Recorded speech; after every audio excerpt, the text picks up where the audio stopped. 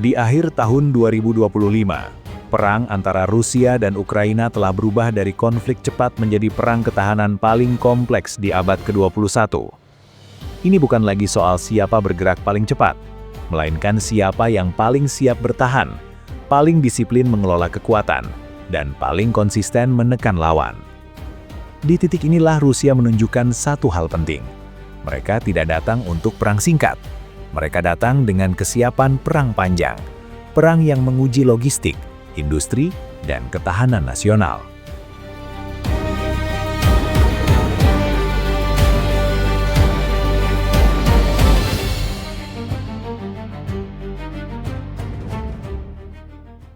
Hari ini, medan tempur Ukraina hampir tidak pernah benar-benar diam.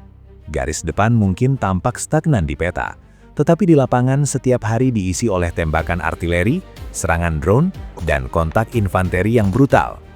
Perang ini bukan tentang terobosan spektakuler, melainkan tentang penggerusan perlahan, dan Rusia tampaknya memahami logika ini sejak awal.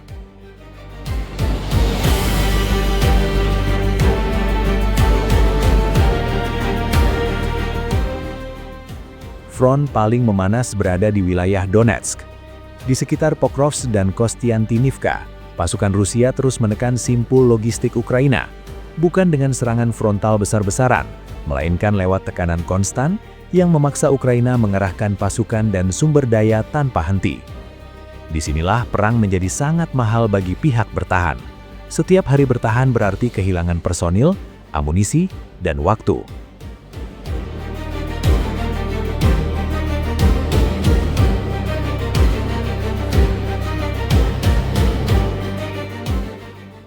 Di front Kharkiv, sekitar Kupiansk dan Sungai Oskil, Rusia kembali aktif. Tekanan di sektor ini memaksa Ukraina mempertahankan garis depan yang panjang dan rapuh.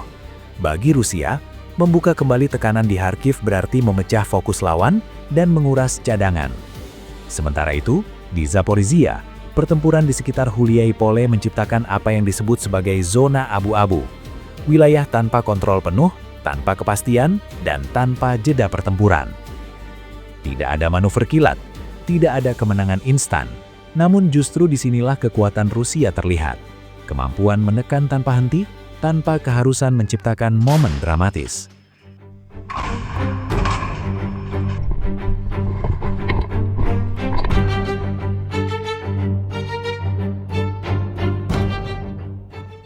Dari sisi personil, skala keterlibatan Rusia sangat besar.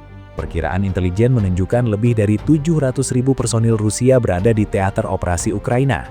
Angka ini mencakup pasukan garis depan, cadangan dekat front, unit artileri, pertahanan udara, dan logistik. Ini bukan sekedar angka, ini adalah indikasi kesiapan struktural dan kedalaman sumber daya manusia yang tidak dimiliki banyak negara.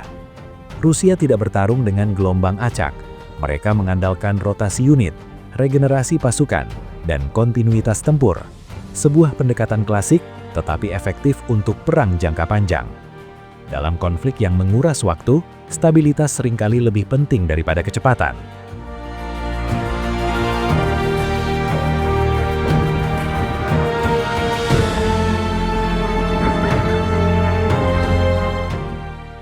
Jika ada satu senjata yang benar-benar mendefinisikan pendekatan Rusia, maka itu adalah artileri. Diperkirakan 4.000 hingga 5.000 unit artileri Rusia aktif digunakan di medan perang Ukraina. Dari howitzer tarik 152 mm, artileri gerak sendiri, hingga sistem roket peluncur ganda, Rusia mengerahkan spektrum penuh kekuatan tembak daratnya. Sekitar 1.000 unit diantaranya adalah artileri self-propelled, cepat berpindah, sulit dilacak, dan mematikan. Di era drone dan perang digital, Rusia kembali membuktikan satu kebenaran lama. Artileri masih menjadi raja medan tempur darat.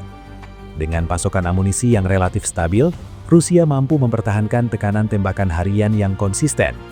Perang ini mungkin tidak terlihat spektakuler di layar, tetapi justru disitulah efektivitasnya. Ini adalah perang yang melelahkan lawan secara sistematis, hari demi hari, tanpa memberi ruang bernafas.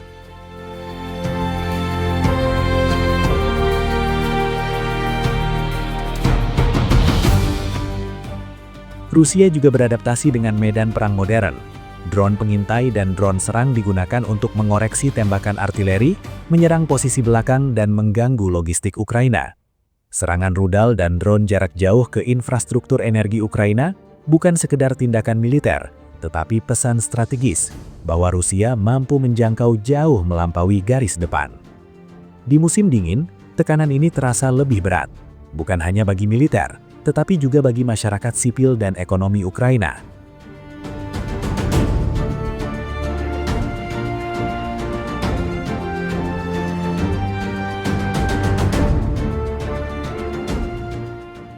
Sementara itu, dunia internasional terus bereaksi. Amerika Serikat dan Uni Eropa tetap mendukung Ukraina dengan bantuan militer, sanksi, dan tekanan diplomatik terhadap Rusia. Namun di balik retorika keras itu, muncul satu kenyataan yang sulit diigalkan, yaitu kelelahan geopolitik. Perang ini mahal, bukan hanya bagi Ukraina dan Rusia, tetapi juga bagi ekonomi global, energi, dan stabilitas politik banyak negara. Dukungan tetap ada, namun tidak lagi tanpa batas.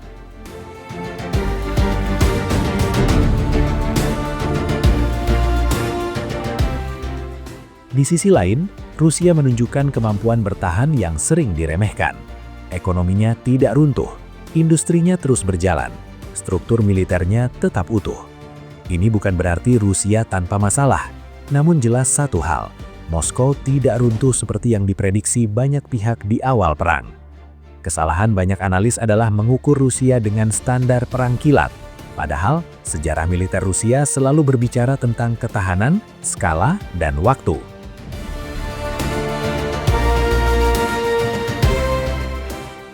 Hari ini, Rusia tidak terburu-buru mengibarkan bendera kemenangan.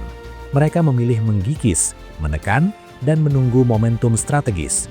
Setiap kilometer yang direbut mungkin tampak kecil, namun setiap kilometer itu mahal bagi lawan. Perang Rusia-Ukraina belum mendekati garis akhir, namun satu kesimpulan mulai terlihat jelas. Rusia berhasil membuktikan bahwa mereka masih merupakan kekuatan militer besar dengan daya tahan tinggi, mampu bertarung lama di bawah tekanan internasional, dan beradaptasi dengan perang modern.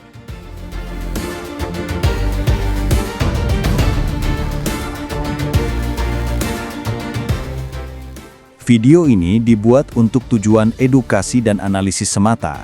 Kami tidak berpihak pada pihak manapun, tidak mempromosikan kekerasan, dan tidak mendukung perang dalam bentuk apapun. Seluruh informasi yang kami sajikan berasal dari laporan terbuka dan analisis geopolitik yang tersedia untuk publik. Tujuan kami adalah memberikan pemahaman yang seimbang mengenai situasi global agar masyarakat dapat melihat berbagai isu dengan lebih bijak. Kami percaya bahwa perdamaian, dialog, dan diplomasi merupakan jalan terbaik untuk menyelesaikan setiap konflik.